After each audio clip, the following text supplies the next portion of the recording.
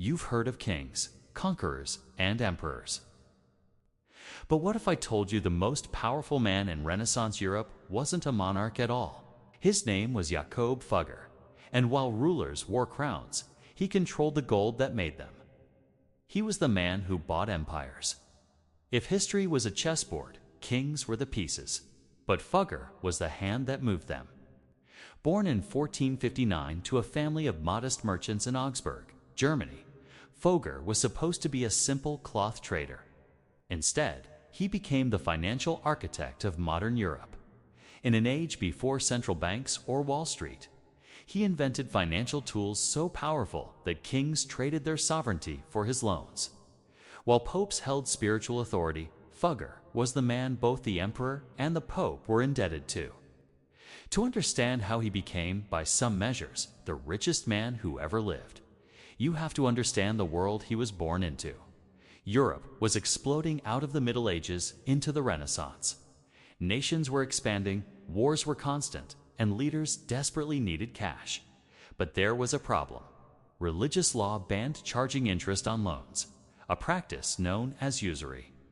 Fugger, however, was a genius at finding legal loopholes.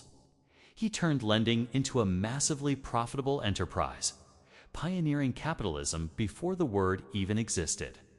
While kings fought bloody battles, Fugger often funded both sides, but only when it strengthened his own influence. He understood that money could work harder than armies ever could. And while others chased glory, Fugger chased control. Not with swords, but with credit. His big break came in the 1490s with the rise of the Habsburg dynasty. Archduke Maximilian of Austria wanted to marry Mary of Burgundy, one of Europe's wealthiest heiresses, but he couldn't afford the dowry. So Jakob Fugger financed it. Think about that. He literally purchased a royal marriage that led to the vast expansion of the Habsburg Empire. Over the next few centuries, this single transaction helped the Habsburgs gain control over Spain, the Holy Roman Empire, and even vast territories in the Americas and Asia. History credits royal lineage for their rise. But the truth is simpler. The Habsburgs didn't rise to glory. Fugger lifted them there. But buying a marriage was just the beginning. In 1519, Fugger orchestrated one of the most audacious financial deals in history. The title of Holy Roman Emperor was up for grabs, and three kings were competing: Charles V of Spain, Francis I of France, and Henry VIII of England. This wasn't a democratic election. It was an auction. The winner would be decided by 7 prince-electors who expected massive bribes. Fugger stepped in and paid them off, handing over the modern equivalent of nearly $3 billion to secure the crown for his preferred candidate, Charles V. With that single transaction, Fugger didn't just back a winner, he installed his own emperor. He privately funded a world leader's election and decided the political fate of an entire continent. While other empires were built with armies, Fugger's was built with minds. He knew that natural resources were the true backbone of power.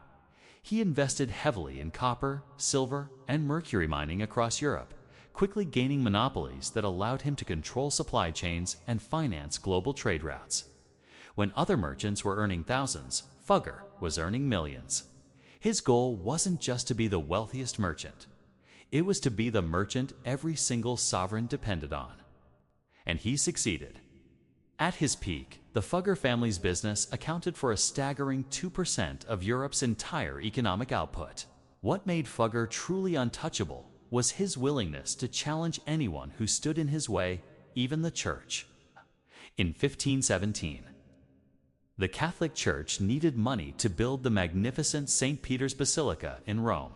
Fugger financed it. In exchange, he was given a cut of the proceeds from the sale of indulgences, the very practice that infuriated a monk named Martin Luther and helped trigger the Protestant Reformation. While a religious revolution tore the continent apart, Fugger stood at the center, financing both Catholics and Protestants at different times. He understood a fundamental truth: empires rise and fall, but debt is forever. He didn't choose sides, he chose profit. Fugger's reach was almost unbelievable. Kings owed him money. Popes depended on him. His letters could start wars or stop them. He even convinced the emperor to officially legalize lending with interest, rewriting the financial rulebook for all of Europe. When entire cities defaulted on their loans to him, he simply seized their assets. He created the modern system where governments are held responsible for their debts to private creditors. Fugger anticipated central banking and investment capitalism centuries before they were formally invented. He once declared, "I am not afraid to say that I have more power than any sovereign in Christendom." And he was right. Imagine a world where kings had to visit a banker to ask permission to go to war, where the church changed its rules because its financier demanded it. That was Europe under the invisible reign of Jakob Fugger. He funded the age of exploration, backing the Spanish conquest of the Americas. The silver that fueled European expansion was dug from mines that Fugger owned. We celebrate the conquistadors in our history books, but the real conqueror was a banker from a small German town. Let this sink in for a moment. Nearly every major event that shaped early 16th century Europe, the rise of the Habsburgs, the colonization of the New World, the Protestant Reformation, and the birth of modern economics can be traced back to the financial decisions of this one man. You studied the kings and queens in history class, but they were just actors on a stage. Jakob Fugger was the one writing the script. Today's world of corporate power, elite influence, and international finance all follows the logic of the system he pioneered. His story teaches us a timeless lesson. True power is rarely visible. It doesn't sit on a throne or wear a crown. True power is the control of capital. The person who controls the money controls the future. Jakob Fugger understood this 500 years ago, which is why he remains the invisible emperor of the Renaissance, and arguably the most powerful man who ever lived. Before we continue, drop a comment below and write, "I never knew money could shape history this way." Jakob Fugger's world wasn't just about wealth, it was a laboratory where he engineered power dynamics centuries ahead of his time. And like all great financial architects, he understood that influence must be protected. He built vast surveillance networks across Europe long before espionage became a formal tool of statecraft. Fugger placed informants in royal courts, in mining expeditions, in merchant guilds, and even inside religious councils. These weren't spies pushing political agendas. They reported exclusively on economic conditions, trade opportunities, and potential threats to his investments. By the time a monarch decided to make a move, Fugger often knew its financial implications before the monarch's own advisors did. Today, we call this strategic intelligence and market foresight. Back then, it was considered something bordering on witchcraft. But the real genius of Fugger lay not just in collecting information, but in how he designed risk. Unlike kings and empires whose legacies depended on the outcome of a single battle, Fugger engineered his empire using diversified risk management.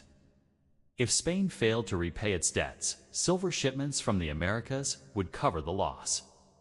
If wars delayed payments from the Habsburgs, his mining operations in Tyrol would balance the books. He played every side. If religious tensions escalated, he would finance the Catholic Church to suppress Protestant expansion, and in other regions, quietly support Protestant territories just to counterbalance Rome's leverage. He never bet everything on one empire. Instead, he designed a system where nearly all outcomes led to his benefit. This is why some historians argue that Jakob Fugger didn't just predict the future. He structured it. By the early 16th century, his influence surpassed that of any king or emperor. His estimated net worth, in today's dollars, would be somewhere between $400 and $500 billion, far surpassing modern tycoons like Elon Musk or Jeff Bezos. But unlike them, Fugger's wealth wasn't just commercial, it was political infrastructure.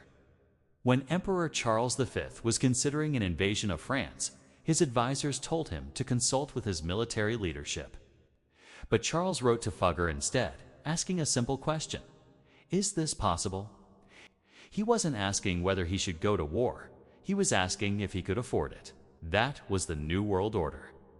Kings commanded armies, but bankers commanded possibility. However, Fugger also understood that his greatest threat wasn't royalty, was populism. As the Reformation gained ground and anger against moneylenders grew, politicians and religious figures started targeting the financial elites. Martin Luther himself criticized Fugger directly, warning that this massive consolidation of wealth risked the spiritual decay of all of Europe. But Fugger was unyielding. His philosophy was simple: business must be conducted. And if it must be done, it must be done profitably. He didn't bow to ideology, he reshaped it. When the legality of charging interest was being debated across Europe, he successfully lobbied the Holy Roman Emperor and even the Pope to declare that charging interest was acceptable if it was justified by economic necessity. This single decision effectively legalized profit-based lending, marking the birth of modern capitalism as we know it. Most people don't realize this. Our global financial system was legalized because of one man's pressure campaign. But power on this scale always demands a cost. Fueled by loans, wars intensified. Debt soared. And empires began depending so heavily on Fugger that repayment became mathematically impossible. Spain defaulted on its loans multiple times. Habsburg territories became economically strained, and Europe marched steadily toward the devastating 30 Years' War.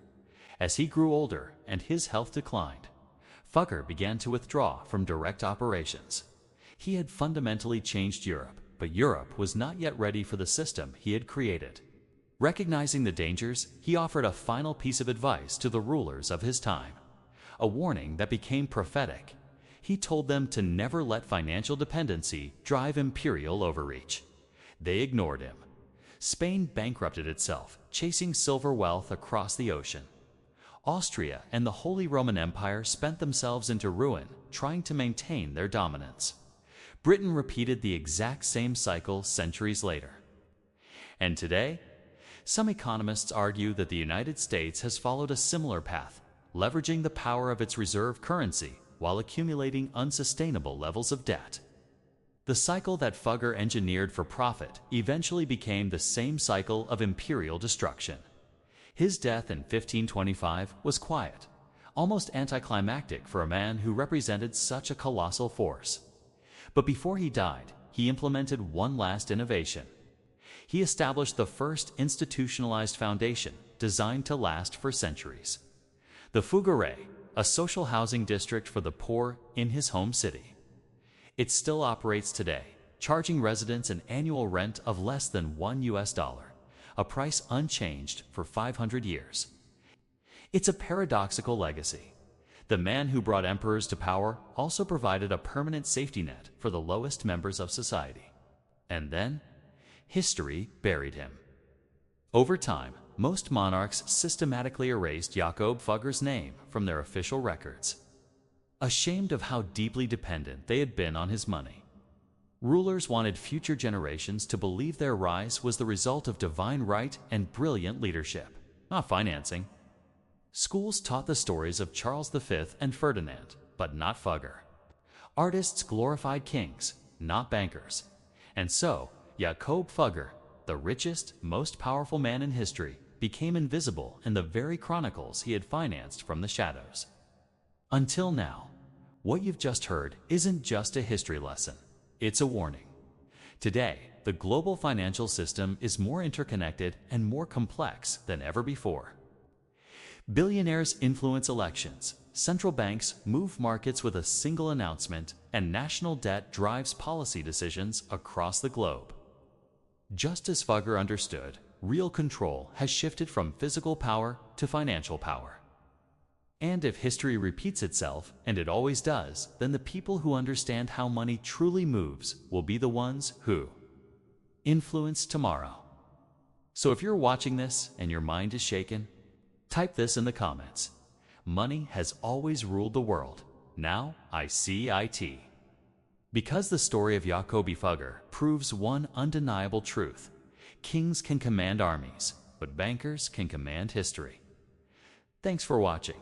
If you want to uncover more hidden stories that shape our world, make sure you subscribe and hit that notification bell. We'll see you in the next one.